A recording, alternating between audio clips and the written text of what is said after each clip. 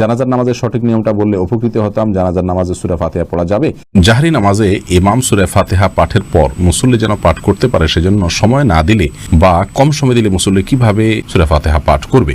আজান চলাকালীন সময় নামাজ পড়া যাবে কি না? জানামাজের দোয়া কি পড়া লাগে? আর মেয়েরা কিভাবে সেজদা দিবে? আমার স্বামী একজন মেরিনার, কাজের সূত্রে তাকে দেশের বাইরে জাহাজে থাকতে হয়। আমরা ভিডিও কলে কথা বলি, তবে সে একটু খোলামেলা ভাবে দেখতে চায় এবং খোলামেলা ছবি চায়, তাকে এটা দেয়া বৈধ হবে কি না? ওযুর সময় ঘাড় মাসে করার বিধান কি? নামাজের সময় আম্মু কোনো কাজের আদেশ দিলে কি করব? শরীর নাপাক অবস্থায় কাপড় ধৌত করলে সে কাপড় পবিত্র হবে কি? আর বাচ্চাদের গায়ে হাত দেওয়া যাবে কি না? পায়খানা করার পরে কুলুপ না করে সাবান ব্যবহার করলে কি নামাজ হবে? ঘরে ছবি টানানো থাকলে সেখানে নামাজ শুদ্ধ হবে কি না? হাতে বড় নখ থাকলে কি ওযু হবে? ওযু করার পর বাচ্চার পেশাব হাতে লাগলে কি পুনরায় ওযু করব নাকি শুধু হাত ধুলেই হবে? ওযু করে পরপুরুষের সামনে গেলে কি ওযু ভেঙে যাবে? সাদিয়া মেহজাবিন তুরনা আপনি লিখেছেন, হাতে বড় নখ থাকলে কি ওযু হবে? হাতে যদি বড় নখ থাকে তাহলে সেক্ষেত্রে এটি অন্যায় কথা, এটা গুনাহের কথা। কারণ মুসলমান নবী করিম সাল্লাল্লাহু আলাইহি ওয়াসাল্লামের যে সুন্নাতে দায়েমা বা সুনানুল ফিতরা সেগুলোর উপরে আমল করার চেষ্টা করবে। হাতে বড় নখ রাখা উচিত নয়, কিন্তু যদি বড় নখ থাকে এবং তিনি ওযু করেন, ওযু হয়ে যাবে, সেটা সম্পূর্ণ ভিন্ন বিষয়। ব্যাংক থেকে লোন নেয়া টাকা ধার নিলে গুনাহ হবে কি না? এমডি ফাইজুল ইসলাম বলেছেন, কেউ ব্যাংক থেকে লোন নিয়েছেন, সেখান থেকে আপনি টাকা ধার নিয়েছেন, এটা নিলে আপনার জন্য গুনাহের কোনো কারণ নাই। কারণ তিনি লোন নিয়েছেন, নিয়ে সুদ দিচ্ছেন, সেটা হারাম কাজ করেছেন, কিন্তু লোন নিয়েছেন এই টাকাটা হারাম হয়ে যায়নি তার জন্য। বিশেষ করে কাউকে তিনি দিলে সেটা তার জন্য ব্যবহার করা হারাম হবে না। আমরা সাধারণত মেয়েরা যখন বাথরুমে ওযু করি, ওড়নাটা বাইরে রেখে যাই ভিজে যাওয়ার ভয়ে, মাথায় কাপড় ছাড়া ওযু হবে কিনা? শারমিন সুলতানা আপনি লিখেছেন, ওযু করে পরপুরুষের সামনে গেলে ওযু ভেঙে যাবে? উত্তর না। লিমা আক্তার আপনি লিখেছেন, শরীর নাপাক অবস্থায় কাপড় ধৌত করলে সে কাপড় পবিত্র হবে কি? আর বাচ্চাদের গায়ে হাত দেওয়া যাবে কি না শরীর নাপাক অবস্থায়? উত্তর হলো যে সব বাচ্চাদের গায়ে হাত দেওয়াতে কোনো অসুবিধা নেই নাপাক শরীর নিয়ে। আর নাপাক অবস্থায় কাপড় ধুতে করলে গায়ের যে কাপড় সেগুলো অপবিত্র হয়ে যাবে না, সামান্য ছিটে ফোটা আসলে এর কারণে অপবিত্র হবে না। তবে কোনো নাপাক যদি ছিটে এসে শরীরে লাগে সে অংশটা শুধু ধুয়ে ফেললে হবে। হাসনা রতন, আর যদি শুধু পানি ছিটে আসে তাহলে তার কারণে সংশয়ের কারণে নামাজ হবে না, এরকম বিষয় না। সোহানা সুলতান আপনি লিখেছেন, ওযুর সময় ঘাড় মাসে করার বিধান কি? ওযুর সময় ঘাড় মাসে করাটা বিশুদ্ধ কোনো হাদিস দ্বারা প্রমাণিত নয়। এক্ষেত্রে অনেকগুলো বর্ণনা আছে, এই বর্ণনাগুলোর বেশিরভাগই আপনার অগ্রহণযোগ্য, অনেকগুলো জাল, অনেকগুলো দাইফ। এক্ষেত্রে অনেক উলামা ইকরাম এটাকে মুস্তাহাব বলে থাকেন, কিন্তু মুস্তাহাব বা সুন্নাহ, বিশেষ করে সুন্নাহ সাব্যস্ত হওয়ার মতো দলিল নেই। যে দলিলগুলো আছে সেগুলো যে সমস্ত উলামা ইকরাম মুস্তাহাব মনে করে থাকেন, কারোর কাছে যদি দলিলটা অধিকতর শক্তিশালী মনে হয় তিনি আমল করবেন, কিন্তু আমরা এটাকে শক্তিশালী মনে করি না। এ সম্পর্কে দলিলগুলোকে পর্যালোচনা করলে মনে হয় যে ঘাড় মাসের বিষয়টি মানে হাদিস দ্বারা সাব্যস্ত নয়। মুসলিম আমুন আপনি আইডি থেকে লিখেছেন, আমার স্বামী একজন মেরিনার, কাজের সূত্রে তাকে দেশের বাইরে জাহাজে থাকতে হয়। আমরা ভিডিও কলে কথা বলি, তবে সে একটু খোলামেলা ভাবে দেখতে চায় এবং খোলামেলা ছবি চায়, তাকে এটা দেয়া বৈধ হবে কি না? বোন, এ বিষয়ে উত্তর হলো যে স্বামী স্ত্রী একে অন্য দ্বারা উপকৃত হতে পারবেন এবং একে অন্যের শরীরের যে কোনো অংশ থেকেই তারা আপনার তাদের যে জৈবিক চাহিদা আছে সেটা পূরণ করতে পারেন, সেটা দেখার মাধ্যমে হতে পারে।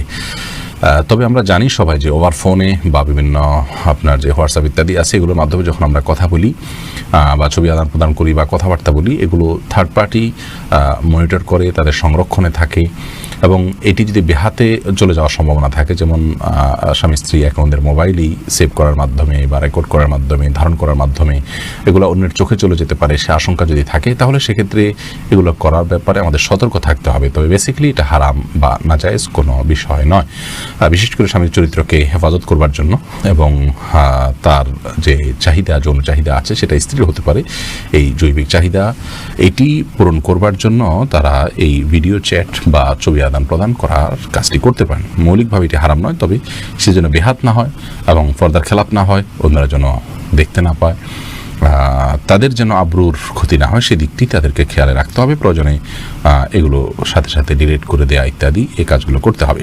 কুয়াশাবাজার শহরে আইডি থেকে আপনি লিখেছেন, পশ্চিম দিকে পা দিয়ে শোয়া কি গুনাহ? কোনো হাদিসের সরাসরি নিষেধ নাই, কিন্তু আমাদের এই অঞ্চলে কারোর দিকে পাও দেওয়া, সম্মানজনক কোনো ব্যক্তির দিকে পাও যাওয়াটাকে অসম্মানজনক মনে করা হয়। সেজন্য আল্লাহর শেয়ার তথা কেবলার প্রতি শ্রদ্ধা রেখে যদি পা না দেওয়া হয় সেটা প্রশংসনীয়, কিন্তু কোন হাদিসের সরাসরি নিষেধ নেই কেবলার দিকে পা দেওয়ার ব্যাপারে, থুতু ফেলতে নিষেধ করা আছে। সাদিয়া আফরিন আপনি লিখেছেন, আমার একটা প্রশ্ন ছিল, তা হচ্ছে আমরা সাধারণত মেয়েরা যখন বাথরুমে ওযু করি, ওড়নাটা বাইরে রেখে যাই ভিজে যাওয়ার ভয়ে, মাথায় কাপড় ছাড়া উজু হবে কিনা? মাথায় কাপড় ছাড়া উজু হবে, কোনো অসুবিধা নেই। আপনি উজু করতে গেলে মাথায় কাপড় দিলে তো বরং কাপড় ভিজবে, এটাই তো স্বাভাবিক। আপনি মুখের চুলের গোড়া থেকে নিয়ে আপনার কানের লতি পর্যন্ত সব যখন ধুইতে যাবেন তখন তো আপনার ওড়না ভিজে যাবে, অতএব ওড়না খুলে উজু করাতে কোনো অসুবিধা নেই। মারিয়াম মিজান এটি থেকে আপনি লিখেছেন ইউটিউব চ্যানেলে, উজু করার পর বাচ্চার পেশাব হাতে লাগলে কি পুনরায় উজু করব নাকি শুধু হাত ধুলেই হবে? না, পুনরায় উজু করার দরকার নেই। বাচ্চা পেশাব যদি হাতে লেগেছে আপনার উজু অবস্থায়, তাহলে যে অংশে হাতে লেগেছে ওই অংশটা পানি দিয়ে ধুয়ে ফেললে চলবে। এরপরে কামরুজ্জামান কামরুল লিখেছেন, আতর ব্যতীত সেন্ট বা সুগন্ধি পোশাকে ব্যবহার করলে কি নামাজ আদায় হবে? আতর ছাড়া যদি সেন্ট বা সুগন্ধি স্প্রে আপনি ব্যবহার করেন, এটা ব্যবহার করে একটু বিলম্বে নামাজ পড়াটা উচিত। আমাদের অনেকে মনে করেন যে এটাতে যে অ্যালকোহলটা আছে সেটা নাপাক, অনেক ওলামায়ে কেরামটা মনে করেন, যার কারণে কিছু সময় পর নামাজ পড়লে সেটা বাষ্প হয়ে চলে যাবে, তারপর নামাজ হয়ে যাবে, কোনো অসুবিধা নেই। অবশ্য এই ক্ষেত্রে যে সমস্ত ওলামায়ে কেরাম বলেন যে না এটা নাপাক নয়, এই অ্যালকোহল নাপাক নয়, এটা এক ধরনের কেমিক্যাল, তা সেই মতটা আমাদের কাছে অধিকতর যুক্তিসঙ্গত মনে হয়। আরিফুল ইসলাম আপনি লিখেছেন, ঘরে ছবি টানানো থাকলে সেখানে নামাজ শুদ্ধ হবে কি না? কোনো বাসা বাড়িতে কোনো অফিস যদি ছবি টাঙানো থাকে সেই জায়গায় সালাত আদায় করলে সালাত হয়ে যাবে, কিন্তু এরকম জায়গায় নামাজ পড়াটা মাকরুহ। নবী করিম সাল্লাল্লাহু আলাইহি ওয়াসাল্লাম একবার আয়েশা রাদিয়াল্লাহু তাআলার বাসায় সালাত আদায় করছিলেন, সেখানে পর্দায় কিছু ছবি ছিল, তখন তিনি বলছিলেন যে ছবিগুলো আমার সালাতের মনোযোগ নষ্ট করছে, তুমি এটা সরিয়ে ফেলাও। তারপর তিনি সেখানে সালাত আদায় করেছেন। এই জন্য বোঝা যায় ছবি টাঙানো থাকলে সেখানে সালাত আদায় করাটা অনুচিত, অনুত্তম, মাকরুহ। কিন্তু আপনার সালাত আদায় করলে এরকম জায়গায় সালাত হয়ে যাবে, বিকল্প জায়গা থাকলে অবশ্যই সেখানে সালাত আদায় করা উচিত। এর পাশাপাশি এই ধরনের কাজ করা, অর্থাৎ কোনো বাসা বাড়িতে ছবি, কোনো প্রাণীর ছবি টাঙানো অথবা কোনো প্রাণীর ভাস্কর্য রাখা, এগুলো হারাম, সম্পূর্ণ হারাম। নবী সাল্লাল্লাহু আলাইহি ওয়াসাল্লাম নিষেধ করেছেন। তিনি বলেছেন, বুখারী হাদিসে আসছে যে লা তাদখুল মালাইকাতু বাইতান ফিহি কালবুন আও সূরা, কোনো বাসায় যদি কুকুর অথবা কোনো প্রাণীর ছবি থাকে সেখানে রহমতের ফেরেশতা প্রবেশ করে না। তিনি অন্য হাদিসে বলেছেন এ ধরনের কাজ, অর্থাৎ কোনো প্রাণীর ছবি রাখা এবং এ ধরনের আপনার বিভিন্ন ভাস্কর্য ইত্যাদি, প্রাণীর ভাস্কর্য ইত্যাদি রাখা, এগুলো গুনাহের কথা, জায়েজ নয়। বিভিন্ন হাদিস থেকে সেরকমটি বোঝা যায়। পায়খানা করার পরে কুলুপ না করে সাবান ব্যবহার করলে কি নামাজ হবে? টয়লেট ব্যবহার করার পর যদি আপনি কুলুপ না করে সাবান ব্যবহার করেন, তার মানে হাত পরিচ্ছন্ন করার জন্য, তাতে নামাজ হবে, নামাজ না হওয়ার কোনো কারণ নেই। তবে আপনার নাপাক থেকে নিজেকে ভালোভাবে পরিচ্ছন্ন করতে হবে। পিআইডি থেকে আপনি লিখেছেন, নামাজের সময় আম্মু কোনো কাজের আদেশ দিলে কি করব? যদি নফল নামাজ হয় আর আম্মুর এই কাজটা খুব বেশি গুরুত্বপূর্ণ হয়, ডাক শুনে বুঝতেছেন যে খুব জরুরি, আম্মু খুব সিরিয়াসলি ডাকছে, তাহলে আপনি নফল নামাজ ভেঙে আম্মুর কথা শুনবেন, পরবর্তীতে সে নামাজ পড়ে দিবেন। আর যদি ফরজ নামাজ হয় তাহলে আপনি নামাজ শেষ করে যতটুকু তাড়াতাড়ি করা সম্ভব করে তারপর আপনি আম্মুটাকে সাড়া দিবেন। প্রিন্সেস জেনি আপনি লিখেছেন, জায়নামাজের দোয়া কি পড়া লাগে আর মেয়েরা কিভাবে সেজদা দিবে? জায়নামাজের দোয়া বলতে শরীয়তে বিশেষ কোনো দোয়া নেই। আমরা জায়নামাজের উপরে দাঁড়িয়ে সরাসরি সালাত শুরু করব। আমরা যে ইন্নিওয়াজ যেহেতু এরকম একটা দোয়া শিখেছি জায়নামাজের নামে, এরকম কোনো বিশেষ আপনার দোয়ার কথা কোরআন হাদিসে কোথাও বলা হয়নি। আজান চলাকালীন সময় নামাজ পড়া যাবে কি না, এমডি আলাউদ্দিন আপনি প্রশ্ন করেছেন। আজান চলাকালীন সময় সালাত পড়া যেতে পারে, আজান চলাকালীন সময় যে নামাজ পড়া যাবে না এমন কোনো কথা কোরআন হাদিসে কোথাও বলা হয়নি। তবে হ্যাঁ, আপনি যদি জানেন যে এখনই আজান শুরু হবে, তাহলে আজানের জবাব দেওয়া সুন্নাত, সেজন্য শেষ সুন্নাতটা পালন করে তারপর আপনি সালাত পড়বেন। জাকির হুসাইন আপনি লিখেছেন, জাহরি নামাজে ইমাম সূরা ফাতিহা পাঠের পর মুসল্লি যেন পাঠ করতে পারে সেজন্য সময় না দিলে বা কম সময় দিলে মুসল্লি কিভাবে সূরা ফাতিহা পাঠ করবে? যেসব সালাতে ইমাম প্রকাশ্যে কেরাত পড়েন, যেমন মাগরিব, এশা এবং ফজর, সে সমস্ত সালাতগুলোতে মুসল্লি ইমাম সাহেবের কেরাত শ্রবণ করবেন, পাঠ করতে যাবেন না। এটাই হলো আপনার সবচেয়ে বিশুদ্ধতম মত এবং এই মতটি অধিকতর নিরাপদ। এর কারণ হলো যে ইমাম যখন উচ্চস্বরে কেরাত পড়বেন তার পেছনে আপনি কখন কেরাত পড়তে যাবেন? অনেকে বলেন যে সূরা ফাতিহা যখন ইমাম পড়বেন, একটা আয়াত পড়ার পরে তিনি দ্বিতীয় আয়াতের মাঝে যখন থামবেন এই ফাঁকে পড়ে ফেলবেন। তো এতটুকু বিরতিতে কোনো ইমাম সাহেব দেন না যে ওই আয়াতটি আবার পুনরায় পড়া যায়। যখন কোরআন পাঠ করা হবে তখন তো আমাদেরকে শুনতে হবে। আল্লাহ তাআলা বলেছেন, ওয়াইদা কুরিয়াল কোরআন ফাসতামিউ লাহু আনসিতু লাআল্লাকুম তুরহামুন, যখন কোরআন পাঠ করা হয়, তেলাওয়াত করা হয়, তখন তোমরা শুনবে এবং মনোযোগ দিয়ে শুনবে এবং চুপ থাকবে। তাহলে আল্লাহ চুপও থাকতে বলছেন, আবার শুনতেও বলেছেন। তাহলে উচ্চস্বরে যখন ইমাম সাহেব কেরাত পড়ছেন আপনি শুনতে পাচ্ছেন, তাহলে আপনাকে শুনতে হবে মনোযোগ দিয়ে, এবং আবার আপনি কিছু পড়তেও পারবেন না। যখন থামবে পরবর্তী আয়াতের মাঝে, এখানে তো এত অল্প সময়ের জন্য থামেন যে এর মধ্যেও একটি পড়ে শেষ করা যায় না। আর যদি পড়তে যান তাহলে হুলস্থুল করে পড়তে হবে। অনেকে বলেন যে সূরা ফাতিহা ইমাম শেষ করার পর অন্য সূরা মেলানোর আগে এই ফাঁকে পড়ে ফেলবেন, এটাও যৌক্তিক কোনো কথা নয়। কারণ সূরা ফাতিহার পরে আরেক সেরেমনির আগে এখানে তো খুব লম্বা গ্যাপ দেওয়া হয় না যে সূরা ফাতিহা পুরোটা পড়া যেতে পারে। অনেকে বলেন যে ইমাম সাহেবের উচিত সময় দেওয়া, এবং অনেক মসজিদে দেনও, বিশেষ করে সৌদি আরবে দেখা যায়। সেটাও গ্রহণযোগ্য নয়। খোদ সৌদি আরবের অনেক উলামা ইকরাম, বিশেষ করে আল্লামা তুরাইজরি আল ফিকহুল ইসলামী বা মুখতাসার ফিকহুল ইসলামী এরকম একটা কিতাব তিনি লিখেছেন। সেখানে তিনি লিখেছেন যে ইমাম সাহেব সূরা ফাতিহার পর মুক্তাদিরকে সূরা পাঠের জন্য সুযোগ দিয়ে নিজে নীরব থাকবেন, চুপ থাকবেন, এরকম কোনো বর্ণনা, কোনো নির্দেশনা বা কোনো আমল রাসূল আকরাম সাল্লাল্লাহু আলাইহি ওয়াসাল্লামের কোনো হাদিস থেকে পাওয়া যায় না। যার কারণে ইমাম সাহেব যখন উচ্চস্বরে কেরাত পাঠ করবেন তখন আমরা কেরাত শ্রবণ করব, সেটা ইনশাআল্লাহ যথেষ্ট। জানাজার নামাজের সঠিক নিয়মটা বললে উপকৃত হতাম। জানাজার নামাজে সূরা ফাতিহা পড়া যাবে? জানাজার নামাজে সূরা ফাতিহা পড়া নিয়ে ওলামাদের মধ্যে পার্থক্য আছে। আমাদের উলামা ইকরাম পড়ার কথা বলেন, হাফেজ উলামা ইকরাম পড়ার কথা বলেন, আর সৌদি আরবের স্কলারগঞ্জ না পড়ার কথা বলেন। তার দলিল নবী ইসলাম জানাজা তাড়াতাড়ি করতে বলেছেন, অতএব সেখানে এই জন্য রুকু সিজদা রাখা হয় নাই, এখানে অনেক কিছু রাখা হয়নি। অতএব এখানে সূরা ফাতিহা পড়বেন না, শুধুমাত্র আপনি সানা পড়বেন। আফওয়ান, আমাদের উলামা ইকরাম এই মতই বলেন। আর এই বিপরীতে আরবের স্কলারগণ বলেন যে কোন সালাত আল্লাহ ফাতিহাতুল কিতাব, কোনো সালাতই হবে না সূরা ফাতিহা না পড়লে, অতএব আপনাকে জানাজা সালাতেও সূরা ফাতিহা পড়তে হবে। মত পার্থক্য আছে, মতের পক্ষে দলিল আছে, একাডেমিক লম্বা চড়া আলোচনা করার সুযোগ হয় নাই। মোতালি বাড়ি থেকে আপনি লিখেছেন, পালিত মেয়ে নিয়ে ওমরা করা যাবে কিনা? পালিত মেয়ে সে অন্য গায়রে মাহরাম মেয়ের মতোই, অতএব যদি তার সাথে আপনার দুধের সম্পর্ক থাকে, ছোটবেলা তাকে দুধ পান করানো যায়, তাহলে সেক্ষেত্রে তো জায়েজ আছে, তাকে নিয়ে আপনি ওমরা করলেন। আর তা না হলে সে যদি বড় হয়ে যায়, আপনি যদি পুরুষ হিসাবে তাকে সাথে নিয়ে যেতে চান, তাহলে অবশ্যই তার কোনো মাহরাম লাগবে, আপনি তাকে সাথে নিয়ে যেতে পারবেন না। কারণ দুধের সম্পর্ক যদি না থাকে এবং পালিত মেয়ে সে যদি আপনার মাহরাম না হয়, তাহলে সেক্ষেত্রে অবশ্যই গায়রে মাহরাম হওয়ার কারণে তার সাথে আপনার গায়রে মাহরাম মহিলার সাথে যেরকম সম্পর্ক অনেকটা সেরকমই। এটা আমরা অনেকে না জানার কারণে মনে করি যে পালিত সন্তান বোধ হয় নিজের সন্তানের মতোই, ব্যাপারটা সেরকম না। মমিতা জাহান লিখেছেন, মৃত ব্যক্তি যে ঘরে মারা যায়, ওই ঘরে সারা রাত বাতি দিয়ে কেউ না কেউ থাকতে হবে, 40 দিন সেই ঘরে খালি রাখতে নেই। এ কথাটা কতটুকু সত্য? এটা সম্পূর্ণ ভুল কথা, এবং এ জাতীয় অনেক বিষয় হিন্দুদের অনেক ধর্ম বিশ্বাস থেকে আমাদের মধ্যে এসেছে, সে বিষয়ে আমাদেরকে সতর্ক থাকতে হবে। প্রিয় দর্শক, আমাদের অনেক দর্শক শ্রোতা যারা মন্তব্যের করে আমাদেরকে 200তম পর্ব উপলক্ষে অভিনন্দন জানাচ্ছেন, আপনাদের সবার অভিনন্দন আমরা গ্রহণ করছি, জাযাকুমুল্লাহ খাইর। এবং আপনাদেরকে আমরা অভিনন্দন জানাচ্ছি যে আপনারা আজকে এই চমৎকার একটি সময়, একটা বিশেষ পর্বে আমাদের সঙ্গে আছেন। আল্লাহ রাব্বুল আলামিন আমাদেরকে এভাবে জান্নাতে একত্র হওয়ার তৌফিক দান করুন, আমাদেরকে ইখলাস দান করুন, আমাদের জন্য দোয়া করবেন, এবং আমরা সবাই যেন সুস্থ থাকি, সবল থাকি, ভালো থাকি। আল্লাহ যেন আমাদেরকে ভালো থেকে ভালো কাজগুলো করার তৌফিক দান করুন, সেটা আমরা করবো ইনশাআল্লাহ তাআলা। আলামিন হাসান আপনি লিখেছেন, আমার একটা গার্লফ্রেন্ড আছে, আমি দিন দিন জেনার প্রতি ধাবিত হয়ে যাচ্ছি, এক্ষেত্রে আমার করণীয় কি? কোনো মুসলমান যুবকের গার্লফ্রেন্ড কিংবা কোনো মুসলমান মেয়ের বয়ফ্রেন্ড থাকতে পারে না। এই শব্দগুলো আজকাল জেনাকে সহজ করার জন্য অনেকটা আমাদের সমাজে ইচ্ছাকৃতভাবে এগুলোকে প্রচলিত করা হচ্ছে।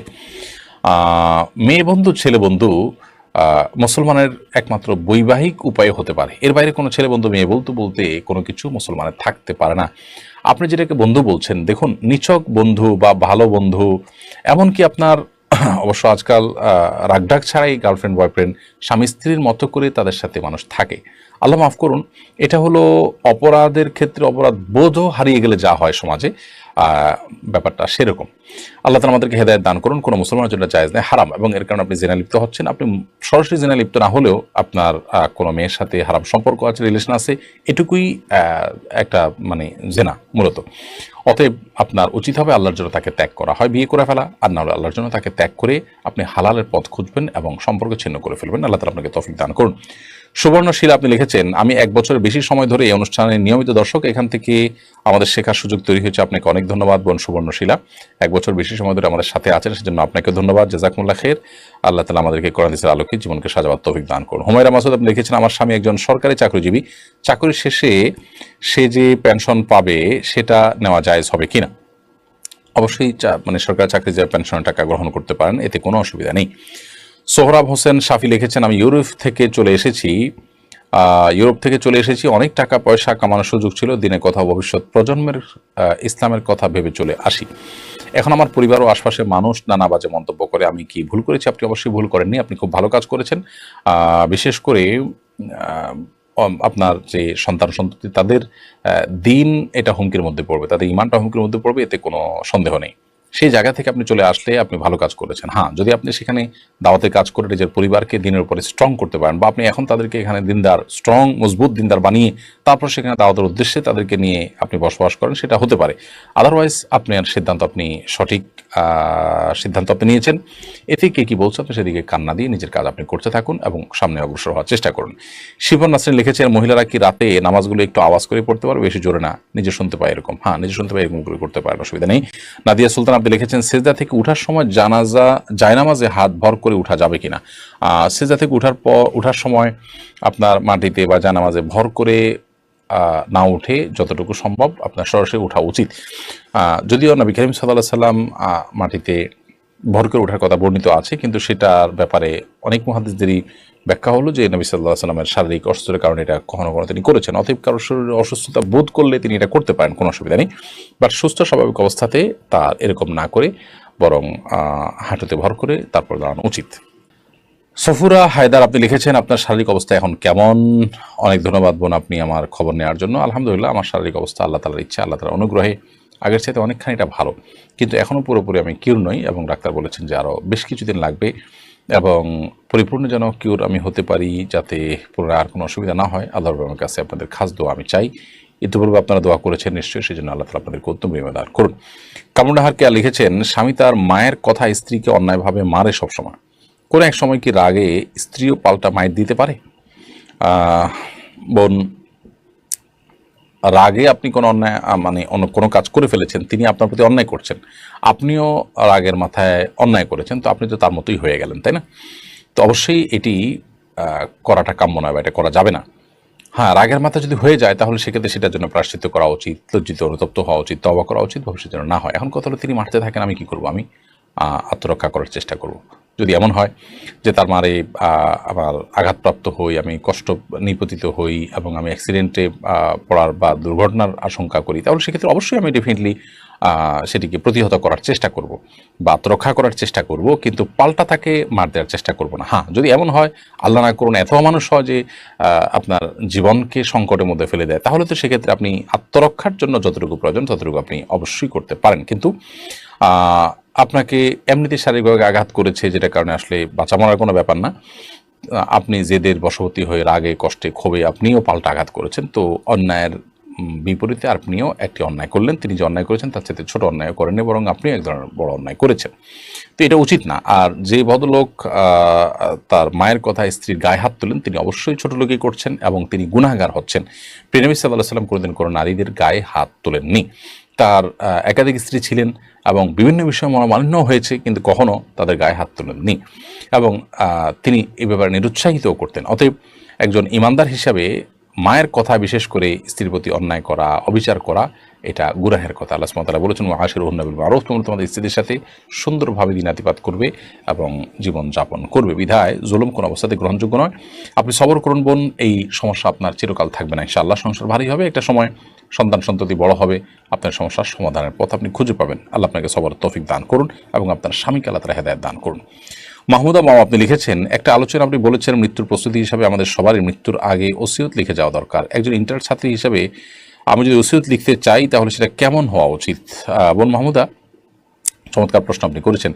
প্রথমত, আপনি ওসিয়ত করবেন আপনার যে সম্পদ বা জিনিসপত্র থাকবে, হোক সেটা অল্প, আপনার কাপড় চোপড়, এগুলো আপনি আপনার মালিকানা দিন। তাহলে সেক্ষেত্রে আপনার ওসিয়ত থাকবে যে এগুলো আমার মৃত্যুর পর যারা কোরআন হাদিসের আলোকে যতটুকু হিস্সা পাওয়ার, ঠিক সেভাবে সে হারে যেন তাদের মধ্যে বন্টন করে দেওয়া হয়।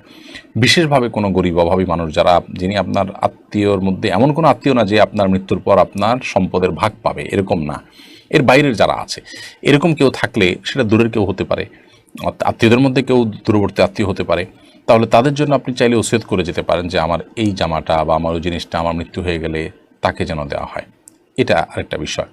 আপনার যদি কোনো দেনা থাকে মানুষের কাছে, ওসিয়ত লিখে যাবেন যে আমার সম্পদ যদি রেখে যাই, চাওয়ার তৌফিক দিয়ে আল্লাহ তাআলা তারা সেগুলো বিক্রি করে হলেও অমুকে এই টাকা পাবেন, তমুকে এই টাকা পাবেন, সেজন্য পরিশোধ করা হয়। বিশেষ করে এই দেনা পাওনার বিষয়টা ওসিয়ত করাটা অনেক গুরুত্বপূর্ণ। এর পাশাপাশি আপনার পরিবার পরিজনের কেউ যদি বেনামাজি থাকেন, কেউ যদি বেপর্দা থাকেন, তাহলে তাদেরকে ওসিয়ত করে যেতে পারেন, তারা যেন ভালো পথে চলেন, নামাজি হন। আপনার মৃত্যুর পর আপনার পরিবারের লোকরা যদি বিদআতে লিপ্ত হতে পারে মনে হয়, ভুল কোনো কাজ করতে পারে বলে আশঙ্কা করেন, তাহলে সেক্ষেত্রে আপনি তাদেরকে ওসিয়ত করে যাবেন তারা যেন সেটা না করেন। তো এভাবে আপনার অনুপস্থিতিতে যে সমস্ত ভুল কাজ হতে পারে সেগুলোকে কারেকশন করার জন্য আপনি রীতিমতো মেনশন করে করে ওসিয়ত করে লিখে যেতে পারেন। পিঙ্কি আক্তার আপনি লিখেছেন, মৃত্যুর পর দুনিয়ার মানুষের কথা কি মনে পড়ে? দেখুন, মৃত্যু পরবর্তী জগৎটিকে বলা হয় আলামুল গায়েব বা অদৃশ্যের জগৎ। সেই জগতে আমাদের অবস্থা কেমন হয়, কিরকম হবে, সে বিষয়ে কোরআন এবং হাদিসের বর্ণনার বাইরে আমরা ধারণা করে কিছুই বলতে পারি না। কোরআন হাদিসে কোথাও মানুষের মৃত্যুর পর নিজের দুনিয়ার কথা মনে পড়া বলতে বিভিন্ন আপনার স্মৃতি মনে পড়া, এরকম কোনো কথা, এরকম কোনো বিষয় হয় মৃত ব্যক্তির, সেরকম কথা কোরআন হাদিস থেকে জানা যায় না। বরং কোরআন হাদিসের যে বিবরণ এ সম্পর্কে পাওয়া যায় সেগুলো দেখলে বোঝা যায় যে একজন মৃত মানুষ তার যে অবস্থা শুরু হয়, হাদিসে আসছে মান মাতা ফাকাত কিয়ামাত, কিয়ামত, যে ব্যক্তি মারা গেলেন তার কিয়ামত শুরু হয়ে যায়। তো এরকম একটা পরিস্থিতিতে মানুষ পেছনের বিভিন্ন স্মৃতি চারণ করবে, তার বিভিন্ন স্মৃতি মনে পড়বে, সেটাকে তিনি স্মরণ করবেন, এরকম স্বাভাবিক কোনো অবস্থায় মানুষ থাকে না আসলে। যার কারণে মানুষ উদ্ভূত পরিস্থিতি নিয়েই খুব কষ্টে থাকেন। হ্যাঁ, যারা জান্নাতি তাদের কথা ভিন্ন, যে তারা জান্নাতের নেয়ামত ভোগ করতে থাকেন, যেহেতু মৃত্যুর পর কিয়ামত কায়েম হওয়া পর্যন্ত শুধুমাত্র জান্নাতের নেয়ামত ভোগ করাই তাদের একমাত্র কাজ থাকে, এবং সেটি পরিপূর্ণ জীবিত স্বাভাবিক মানুষের মতো যে থাকে তা নয়, শুধুমাত্র জান্নাতের নেয়ামত ভোগ করার মতো একটা বিশেষ হায়াত তাদেরকে দেওয়া হয়, জাস্ট এইটুকু। অতএব এর বাইরে তাদের দুনিয়ার কথা মনে পড়ে, স্মরণ করেন, বা পেছনের কথাগুলোকে স্মরণ করে তারা তাদের ভালো লাগা মন্দ লাগা কাজ করে, এরকম কোনো কথা কোরআন হাদিস দ্বারা আমরা জানি না। বিধায় আলামুল গায়বের দৃশ্যগুলোকে বা সেখানকার চিত্রগুলোকে আমরা ধারণা করে বলতে পারি না, এটি আল্লাহর উপরে ন্যস্ত করবো, আল্লাহ তাআলা ভালো জানেন। এরপরে খুকুমনি আপনি লিখেছেন, রাস্তাঘাটে অনেকে সাহায্য চায়, টাকা চায়, এক্ষেত্রে কাদের সাহায্য করা উচিত আর কাদের সাহায্য করা উচিত নয়? যদি আপনার কাছে মনে হয় যে লোকটা ফ্রড বা প্রতারক, বা তার আসল অনেক আছে, তিনি ভনিতা করছেন, তাহলে সেক্ষেত্রে আপনি তাকে সাহায্য করবেন না। আর যদি আপনার মনে হয় সেরকম না, তাহলে সাহায্য করতে পারেন। এমনকি প্রতারক কিনা আপনি জানেন না, আপনি সুধারণা করে যে সাহায্য করেন, ইনশাআল্লাহ বিদিল্লাহ সে প্রতারক হলেও আপনি আল্লাহর কাছে গুনাহগার তো হবেই না, বরং সওয়াব পাবেন, যেহেতু আপনি তার প্রতি সুধারণা করে দিয়েছেন। মোহাম্মদ সাগর আপনি লিখেছেন, আমাকে আমার বাবা মা বিদেশ যাওয়ার জন্য বলছেন, আমার বিদেশ যেতে মন চাইছে না, না গেলে কি বাবা মার অবাধ্যতার গুনাহ হবে? বিদেশ যেতে আপনার মন চাইছে না, সেক্ষেত্রে বাবা মা আপনাকে দুনিয়া উপার্জনের যদি বলে, তাহলে তাদেরকে আপনি কনভিন্স করবেন, বোঝানোর চেষ্টা করবেন, দেশে আপনি সিরিয়াসলি কাজ করার চেষ্টা করবেন, ইনশাআল্লাহ বিদিনা তাতে আপনি গুনাহগার হবেন না।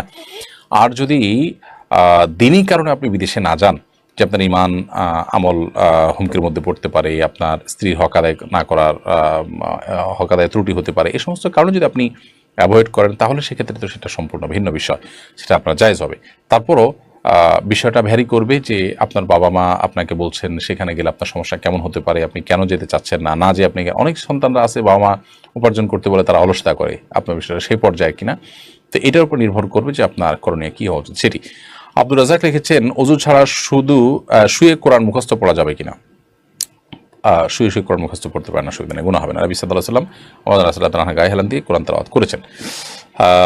আদি বিআইডি থেকে আপনি লিখেছেন, নামাজের সময় হয়ে গেলে আজান না হলেও কি নামাজ আদায় করা যাবে কিনা? যাবে। আজান না হলেও ওয়াক্ত যদি হয়ে যায় তাহলে আপনি নামাজ পড়তে পারেন। এরপরে শানিহা রহমান আপনি লিখেছেন, যদি আমি জানি আমার সম্পদ একই থাকবে, তাহলে কি আমি 3-4 বছরের জাকাত একসাথে দিতে পারবো কাউকে স্বাবলম্বী করবার জন্য? আপনি অগ্রিম দিতে চাচ্ছেনই তো, পারবেন। যদি আপনার মনে হয় যে হ্যাঁ সম্পদ এই থাকবে, আপনি অগ্রিম জাকাত দিলেন, কিন্তু পরবর্তীতে সম্পদ যদি যোগ হয় তাহলে সেগুলোর আলাদা হিসাব করে জাকাত দিয়ে দিবেন। এমনি আব্দুল হাকিম লিখেছেন, ঘুমের সময় কপালে হাত দিয়ে ঘুমালে নাকি সমস্যা হয়, এটা সম্পর্কে জানতে চাই সে। না, ঘুমের সময় কপালে হাত দিয়ে ঘুমালে কোনো সমস্যা হয় এরকম কোনো কথা সঠিক নয়। আমরা অনেকে মনে করি যে কপালে হাত দিয়ে ঘুমালে বোধ হয় তার দুঃখ দুর্গতি আসে, ইত্যাদি ইত্যাদি, এগুলো আমাদের নিছক ধারণা এবং ধারণা প্রসূত কথা, এগুলোর কোনো ভিত্তি কোনো হাদিস দ্বারা প্রমাণিত নয়। বিধায় মাথায় বা কপালে কেউ হাত দিয়ে যদি ঘুমাতে চান সেটি তার জন্য জায়েজ, এটি না জায়েজ বা নিষিদ্ধ কোনো বিষয় নয়। আল্লাহ তাআলা আমাদেরকে আমলের তৌফিক দান করুন।